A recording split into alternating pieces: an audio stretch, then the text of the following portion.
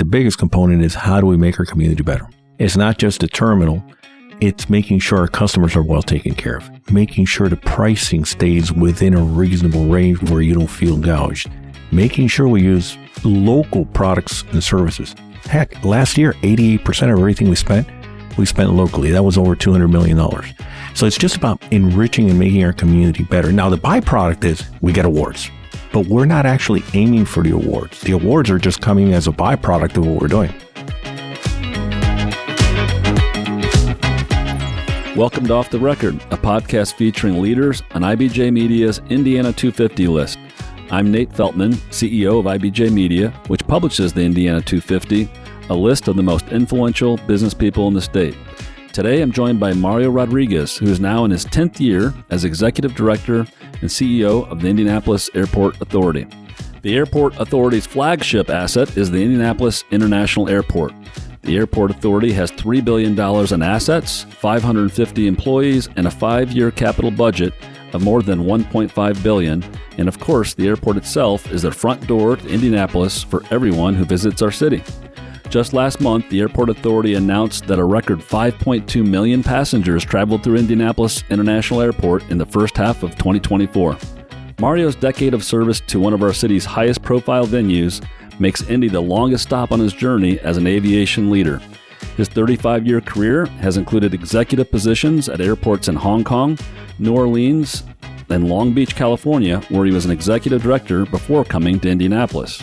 Born in Brooklyn to Cuban immigrants, Mario was raised in Miami and graduated from the University of Miami with a civil engineering degree. In 2022, he earned an executive certificate in public leadership from the Kennedy School at Harvard University.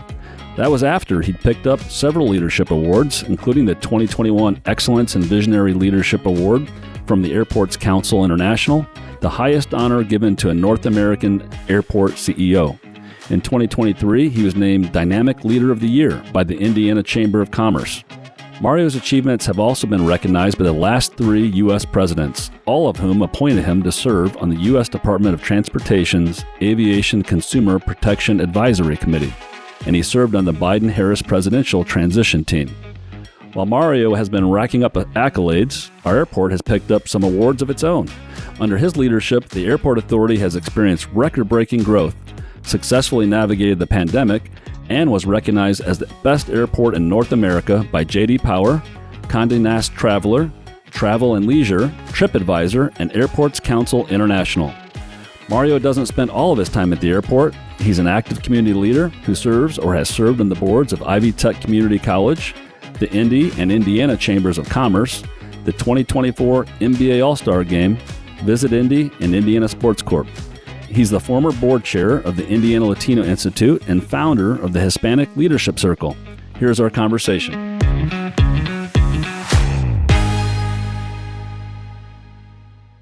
Mario, welcome to the Indiana 250 podcast.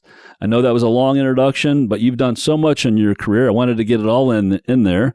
But I wanted to start out, Mario, by saying you started out working on a boat, not an airplane. Tell us about that. Nate, first of all, it's an honor to be here with you. Great honor to be featured in what I consider the best publication in the entire state of Indiana, one of the best in the United States. So thank you very much for having me here. Yeah, I started on a boat. I studied at the University of Miami, but I grew up with very limited means. So that means it's poor. I guess I didn't really realize I was poor, so I had to work my way through college. And I started working on boats as a mate. You know, anything swap the deck matey, Sure, that was me. Sure. And I worked so hard and so long that I eventually got the opportunity, believe it or not, to take the captain's exam or the skipper's test, the U.S. skipper's test. And I passed it because I was studying engineering, obviously.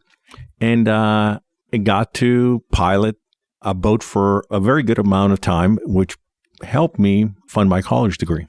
So you were on a boat, and I read that it was called the Island Queen. Was that a big boat, or was this a mid-sized boat? It carried about 100 passengers, but we did everything from tours to weddings to funerals. It was on Biscayne Bay, and it was a wonderful experience, and it taught me basically that you had to be on time to work. because the boat had to leave on time, obviously. People depended on you. And for really a 19, 20-year-old, that was a lot of responsibility to be carrying a bunch of passengers out in the bay in a boat that you had to watch out for other boats and other things in the water to make sure that nothing happened to them and they stayed safe. And were you working on the boat while you were going to college? Yeah. Or was it, yeah? I worked on the boat. Well, I worked on the boat when I was in high school. Okay. And different boats while I was in high school. And it gave me some spending money, but also paid my way through school, which is really the important part of the whole thing. And you went, otherwise known as the U, right? The U. I got a pretty good scholarship, but it didn't cover the whole thing. I was studying engineering. I had pretty good grades in high school, graduated salutatorian, and I was given the opportunity to get a scholarship and go to the University of Miami, which was expensive and now is even more expensive. I'm very lucky. I got very lucky in that. Great university. I grew up in South Bend. In South Bend, there's a little university called Notre Dame. Did you ever go to any of those classic Notre Dame Miami games? It was, I feel sorry for Notre Dame at that time. Great school. Do you remember what they called that series? What the nickname? The convicts versus the Catholics? Versus Catholics versus the convicts. By the way, there is an awesome 30 on 30 episode that you have to watch if you're a fan of college football, and because that was the rivalry. When I graduated from high school was 88, and that's the year Notre Dame finally won the national championship. But I think Miami won in 87 and then again in 89, if I've got that right. Yeah, I graduated in 87 from the University of Miami, and we were national champs at that point. It was a great rivalry. To make an entire 2-hour show over it, it had to be fantastic. So you were born in Brooklyn to Cuban immigrants, yep. And then you went to Miami, raised in Miami, but you're a first-generation American, and as such, I'm sure you have a little different perspective than many Americans of what it truly means to be American, to grow up in America with immigrant parents. A lot of Americans, I think, take for granted often the freedoms we enjoy, but I bet you have a different appreciation and maybe a different view than some get growing up as a first generation. Oh, absolutely. We don't appreciate what we have, right? And I've traveled around the world and lived in different places and understand the dynamics of governments such as Cuba and Venezuela.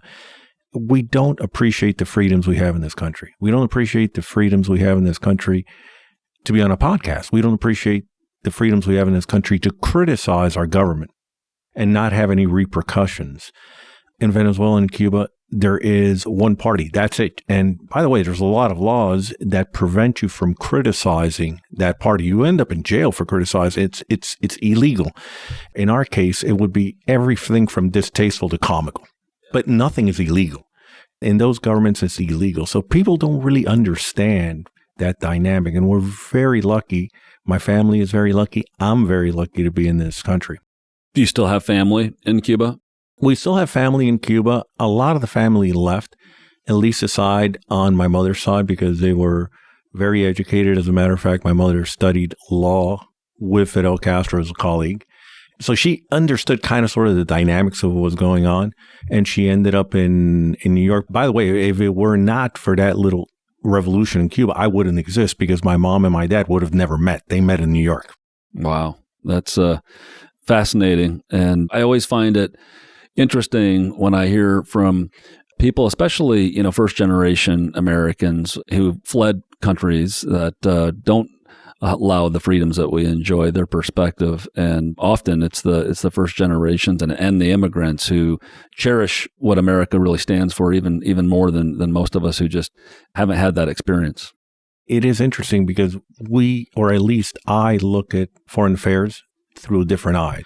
I don't overlay our life here on different countries. And we have that to some degree bad habit of saying, in America, this would never happen. But it happens in other countries. Bad things really do happen. And we kind of overlay our lives onto other countries and wonder why people are doing what they're doing. But in some cases, they have no choice. As we started out in our discussion, you started working on a boat, but somehow your career shifted a little bit to aviation. How did that process begin, and how did you end up in the aviation world? Oh, that was a lot of fun. And my first job was with a multinational consulting company that was designing and building Fort Lauderdale International. We don't think of Fort Lauderdale now how it used to be. If you've ever flown down there, it's chock full of people. It's very, very popular. Miami and Fort Lauderdale and Palm Beach have all but connected into a mega city. But Fort Lauderdale International, when I knew it, you could drive up to the terminal and park in front of the terminal across the street and go hop on your plane. So we developed into what it is today. The multiple runways, the multiple capacity, and it's one of the biggest airports in the United States. Yeah, it's a nice airport. So you've been now in leadership positions, as we just talked about, in Florida and New Orleans. You were there, actually, I think, during Katrina, if I have it right. That in itself is an interesting story in the whole podcast. I've been able to have very good people around me, very smart, and have very good colleagues. And while I was there, I was charged with literally fixing the airport. Not to get into the details, but the lucky part of it is that during the process of spending an inordinate amount of money on this airfield and terminal and trying to maintain that asset for New Orleans because it fed their hospitality industry, we raised the levee around the airport. And the levee didn't belong to us, but I paid for the levee, raised it 9 feet, finished the project. I think I would have gotten into a lot of trouble because it wasn't even ours, by the way. But I finished the project a month ahead of schedule, 3 days before Katrina. The water came within a foot of overtopping the new levee that was much higher. So that became the point of evacuation for the whole city. And it became the busiest airport on the planet for 3 days. I think we had 20 deaths at the terminal and 22 births. And it was an amazing feat. The whole team lived in their offices for 2 months. I lived in the Hilton across the street for 71 days. So I became a Hilton Diamond member. So I walk into a Hilton right now and people really upgrade me. It's a great experience. It was a bad experience back then. Not the way you wanted to become a Diamond member at Hilton, right? Exactly. But you were there doing important work. And we lived in a trailer area that we built on the airport for 2 years. So it really took a long time to process that whole tragedy through and make sure that our people got back on their feet and so on and so forth. And then you were in California, and then it was about 10 years ago that you came to Indianapolis. Had you been to Indianapolis before you accepted this position? You'd spent time in the Midwest or Indianapolis? No. I've never spent time in the Midwest. I'm very lucky to be here. I consider the Midwest, actually, let me rewind the reel. I consider people from the Midwest, people from Indiana, probably the most genuine, finest people I've ever met in my life, and that's why I'm here. It definitely isn't the weather, right? It's your longest stop so far, right? Yeah, in terms of your leadership position. Absolutely. Yeah. But people are so incredibly, they're the best people I've ever met in my life. All of you. And what was appealing versus, looking at opportunities, elsewhere in the world or around the country? What appealed to you about Indianapolis specifically? The people. It really is. It really was meeting the people, meeting friends that I have right now, meeting you, meeting everybody in the community. What a fine group of people. And I'm wholeheartedly, people from Indiana, Hoosiers are the finest people on the face of the planet. Honest, hardworking. I can't say enough good things about Hoosiers. I'm very lucky to be here. Like I said before, it's not about the weather. The recruiter called me, and I'm standing on my balcony watching the sunset on the beach in shorts. And I think it was when you guys had the polar vortex over here. Oh, yeah. And it's like, well, have you thought about Indiana? I said, really? Seriously? But after I got here and I met everybody, it's like, this is the place we want to be. My wife loves it. My kids are really in love with the area. So I'm a happy man. We're fortunate that you decided to say yes. I'm fortunate to be here. So Indianapolis, as I mentioned in the intro, the Indianapolis International Airport has won award after award, it seems, and J.D. Power Awards, the best airport in the country. What is it? I know you're going to say it's the people, which I know that's got to be a big part of it, but is there something else that really makes the airport stand out and keep winning year after year these awards? No, it's the people. And I'll tell you I'm just a dumb engineer, right? I could rebuild that terminal 10 times over and over again. I cannot get the results I'm getting without the team, without the incredibly talented team I have.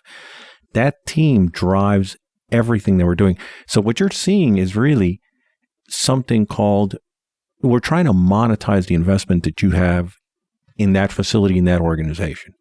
It's a public value equation. So everything we do, every single thing we do has got a component in it. The biggest component is how do we make our community better? It's not just a terminal. It's making sure our customers are well taken care of, making sure the pricing stays within a reasonable range where you don't feel gouged, making sure we use local products and services. Heck, last year, 88% of everything we spent locally. That was over $200 million.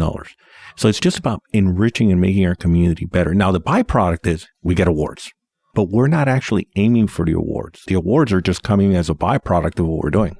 It is such, as a fairly frequent traveler, I'm fortunate to have that airport to be able to travel through, because it is, when I travel around the world and around this country, not all airports are built the same, and you feel the difference. And it is a wonderful experience by comparison. There's no doubt about it. So what you're describing is certainly working. Even to the point that right now we're going through and we're going to redo all the bathrooms. We're going to put in a hotel, and the hotel is for an amenity. It isn't really to generate, it'll generate some positive revenue, but that's not the thing. The thing is to make sure our customers are well taken care of. And the team is thinking up all these things to make sure that our customers are well taken care of. That's where I was going to head next, actually. You beat me to the punch, which is the hotel and kind of what's on the drawing board there. I mean, a lot of airports do have hotels, especially for travelers that don't live here in Indianapolis that are coming from around the state. I'm sure that'll be a wonderful amenity to be able to catch an early morning flight and be right there. So tell us a little bit about the hotel. Will it be attached directly so you can go from a hotel to the terminal? How does that going to look?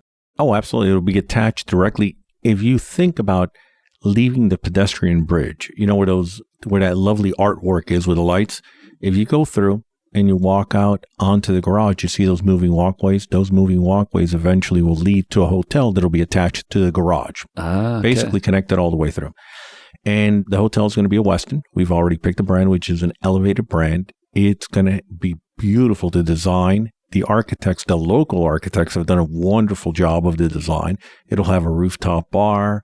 It'll be really an elevated experience for our customers. And we're going to own the hotel. We've got a management company to go through and manage it. And owning the hotel gives us the ability to control the customer service. That's one of the reasons that we're focused in on making sure that the hotel stays on our side. What do you think the timing is on breaking ground? We'll probably break ground sometime next year. We'll issue bonds towards the end of the year, towards the beginning of next year, break ground, and start moving forward from there. It's exciting. It's a way to keep the airport on the front edge of travel. And certainly, as you said, from a convenience standpoint, I'm sure that'll be a well-used hotel. It's fantastic.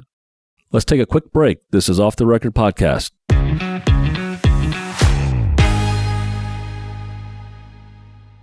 Get caught up on the state's top business news every business day with the Inside Indiana Business Radio On Demand podcast. Available now at InsideIndianaBusiness.com, Apple Podcasts, Spotify, or wherever you get your podcasts. Welcome back to Off the Record Podcast. I'm Nate Feltman, CEO of IBJ Media, and I'm talking with Mario Rodriguez, Executive Director of the Indianapolis Airport Authority. One of the things I know you've also been focused on, Mario, is bringing more direct flights. And of course, Indianapolis had a wonderful direct flight to Paris. Everybody talks about it. I was fortunate enough to take advantage of that a couple of times. And I tell you what, that makes a big difference when you're traveling to Europe to be able to make a direct flight from your hometown to a European destination. And I know, of course, all of air travel during the pandemic, there are consequences, and airlines went through all kinds of challenges and changed routes. What do you think today the opportunity is to either get back a similar flight or more direct international flights for Indianapolis? I'll tell you about overall flights.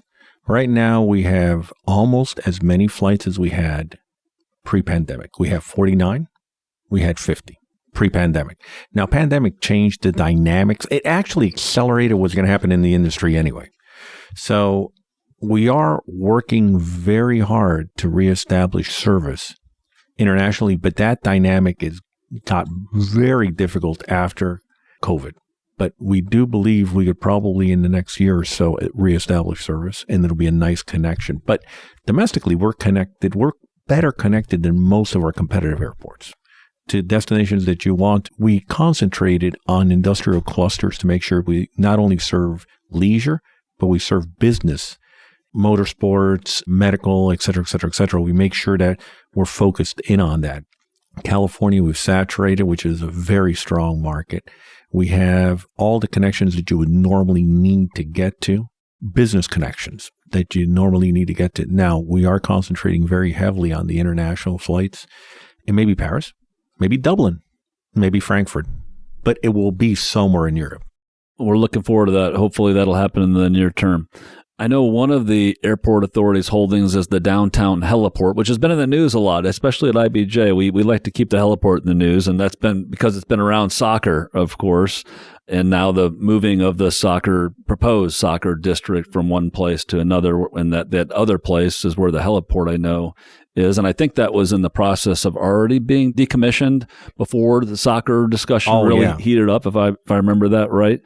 Is that process look like now that it will be decommissioned? Yeah, that process is still going on. It takes a long time for the FAA to remove an asset off their books. Now, the heliport, there were 4 heliports around the United States way back when that were designed as a pilot program. They don't exist anymore. This is the only one that exists. The last one was the one in New Orleans, which was taken down to put the basketball arena.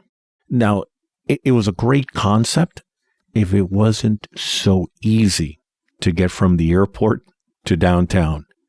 And the new thought about urban air mobility and aircraft moving people around like Ubers, the technology is there, but there's still no intersection between the technology and financial viability. Because in this market, an urban air mobility device would be not competing against a helicopter. It would be competing against a $30,000 Camry that's used as an Uber.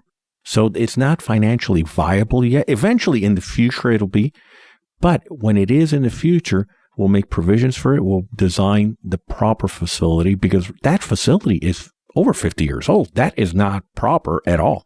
You can't get the power. It became obsolete many, many, many years ago, and it needs to be eliminated and then plans made when there's that intersection between technology and financial viability to create something new. So as I mentioned a couple times now in the intro, and we talked a little bit about the award-winning nature of the airport. You've been there 10 years, right? Which is amazing. A decade of leadership of anything these days is rare. So congratulations on a decade of strong leadership. Over that decade, what are you most proud of in terms of your time leading the airport authority? What gave me the most pride happened just recently. We became one of the top employers in Indiana, according to the state chamber, which it's a governmental agency. And we've got such an amazing team, and we've developed such a esprit de corps and such a culture that gave me a lot of pride. Now, the rest of it is byproduct. Building stuff we could build. Getting awards, byproduct. The real magic comes in when you have a team that's dedicated and understands that they're there to serve the community. Mario, over the course of your career, you've developed a great reputation of being a strong and effective leader. Over your career, what's maybe 1 or 2 lessons that you've learned in terms of your leadership? The older I get, the more I realize that the only thing that's really valuable are people, and assets, human assets, are the only thing that really means anything. So building that team and building that esprit de corps and building that culture is the most important thing you could do. Everything else, your team will do for you. My team is incredibly wonderful. I'm surrounded by people that are way smarter than I am, and that not only elevate me, but to a certain degree tolerate me, and they get things done. You just have to lead them in the right direction, and they will get things done for you. Sounds like humility is one of your, because you've shown a lot of humility in that statement. Well, one of the things I know you've led on, I've seen the recognition is on diversity and diverse leadership within your team, because you have a lot of diverse leaders at the Airport Authority. Tell us about how you placed emphasis on that and just how diverse the team is. It's super important. People don't see it like I see it. Is it the right thing? Absolutely. Absolutely, it's the right thing to do. But it's the smart thing to do. When you have a team that sees things through different life experiences, you get creativity. That's not me saying it. The university in Munich, the Technical University of Munich, did a study with 171 businesses in Europe, not here in the United States. Diverse businesses do better. They're more creative. Businesses that have more than 20% women in leadership do better. We have 50%. And 52% of our entire organization is either women or diverse. We're winning these awards. We're doing these things not in spite, but because we're diverse, because everybody sees things through different lenses. If you have the same group of people that look exactly the same and have the same life experiences, you're going to get one answer. If you have our team, you're going to get 300 answers. You may not like them, but you're going to get a bunch of answers to questions that you may not have asked at that point. Well, I couldn't agree with you more. My leadership team here at the IBJ, I'm super proud of, and we're 80% women. Wow, and that's fantastic. It makes a big difference. I mean, to your point, I mean, we want to serve our customers like you do, and can't understand your customers unless you try to represent them in many ways. So I want to talk a little bit about leadership, but in that regard, maybe mentors for you. I mean, as you progressed through your career, are there certain mentors that stand out for you as some people who had big influence on Mario? My parents had a big influence. My mom had a huge influence on my life. Just seeing her struggles, she had a very exciting sort of life in Cuba, and it was very interesting to see her journey because she came from Cuba. She was an attorney. She studied law again and graduated the same year I graduated from engineering school. Phenomenal intellect. And from my mother, I learned that never give up, right? You kind of push forward. From my father, I've learned to be incredibly empathetic and to put yourselves in other people's shoes. You never know what people are going through, so be kind to everybody. So that sort of combination kind of formed me a long time ago. Mario, I mentioned a couple places you've lived, and you lived a lot of places, not just here domestically, but you had a stint in Hong Kong as well. Hong is that right? Kong and in Kuwait and in different places. So one of the things I love to try to pull out from our leaders that are on this podcast, given all those varied experiences you've had living different places around the world, what do you think sets Indiana apart? And is there a secret ingredient that we have that we maybe need to think about how we even utilize or capitalize on more to continue to see our economy grow and attract more and talent to Indiana? Oh, absolutely. It's you. It's every single Hoosier here. You have human capital that exceeds any other place. Humility is one of the downfalls of this place. Over humility. Because just a human capital, and look at Switzerland. Switzerland has nothing. It's got some mountains, a lot of snow and stuff like that. It's got a nice river. It's pretty cold. And they differentiate themselves because of the human capital they have. That's where they really, and we've got that. We've got that all over the place. And we need to capitalize on that and to elevate the economy. The state is doing great. It is doing great. It could do better, but don't discount how great this state is doing. We see it. We're a trailing indicator of what's going on, right?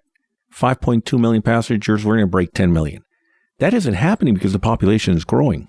That's happening because the economic viability of the state is going up, and all the Hoosiers are having a great sort of economic impact on the entire state.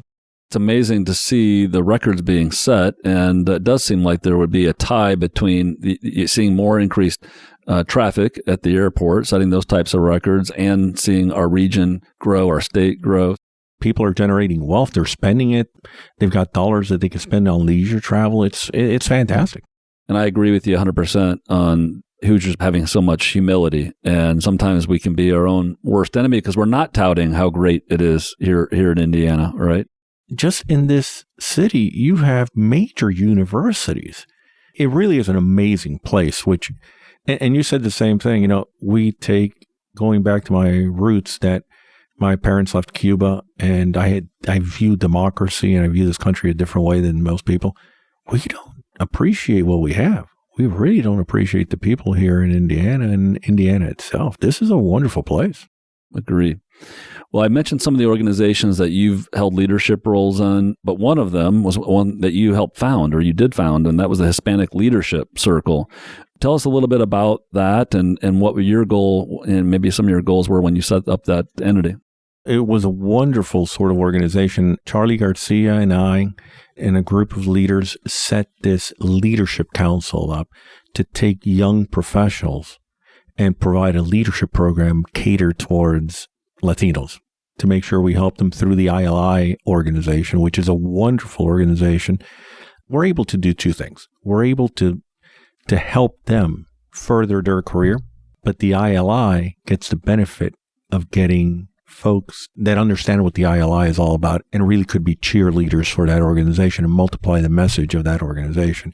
So it's been working well for many years. And we have a lot of graduates, and a lot of graduates are working in industry everywhere from Eli Lilly to the airport to Cummins and you name it.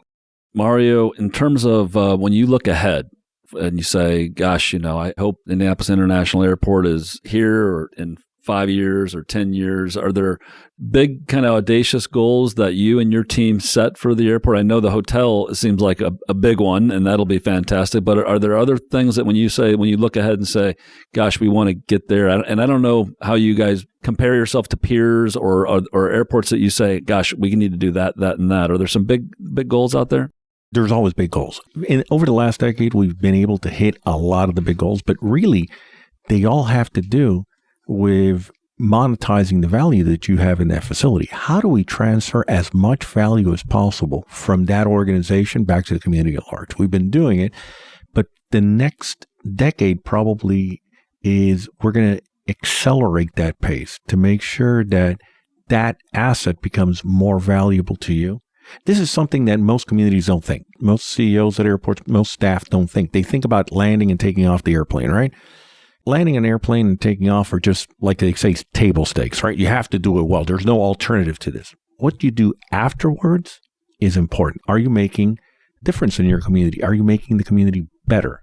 And our staff right now, most of the executive staff sits on boards around the central Indiana area and is able to contribute back to central Indiana and to the community at large. So it's a little bit more esoteric than building stuff. Yeah, we could build a hotel. That's pouring concrete. As a matter of fact, one of the best projects that we've done, and we've gotten so much federal dollars for, that we were able to lobby for hundreds of millions of dollars of federal dollars, is the runway reconstruction, which you don't see, but we're pouring enough concrete. It actually is more than the hotel. $300 million of concrete. We could build a road from the airport to Terre Haute, Indiana, for the amount of concrete that we're putting. And it's an asset that'll last for the community for the next 40 years. You'll be able to use it forever. That's how we gauge things. We gauge things through public value. Is it valuable to the public? If it is, we do it. If it's not, we probably won't. Mario, we've made it to off the record speed round. All right. I'm going to ask you some questions. You try to give me as quick answers as you can. Some of them might take a little bit more time, which is just fine. So you ready? Yeah. Favorite movie? Casablanca. Favorite place to vacation? New Orleans. Favorite airport other than Indianapolis to fly into? Long Beach.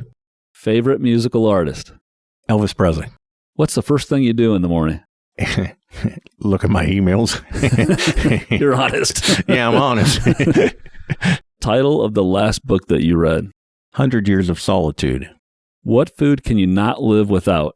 Seeing that we're here in Indiana, I think I cannot do without the shrimp that they serve over in St. Elmo's and Harry and Izzy's. That was smart. I like that. That's awesome. There's nothing like that at the airport, is there? No. Oh yeah, I eat there all the time. That's why I'm saying I love that stuff. Yeah, it's fantastic. Colts or Pacers? Why not Fever? Fever. I like Fever. That's a good answer. Best advice you ever received? Be kind to everybody. Advice for a young person who wants to become a leader? Be kind to everybody. You're consistent. I love it. Mario, thank you so much for joining me on the Indiana 250 podcast, and thanks for making our airport such an incredible asset for our city and state. Nate, thank you very much. Thanks to Mario Rodriguez, Executive Director of the Indianapolis Airport Authority, for our conversation today. To learn more about other leaders on IBJ Media's Indiana 250 list, go to indiana250.com and look for a Page 2 feature each week in IBJ. We'll be back with a new Indiana 250 off-the-record conversation soon.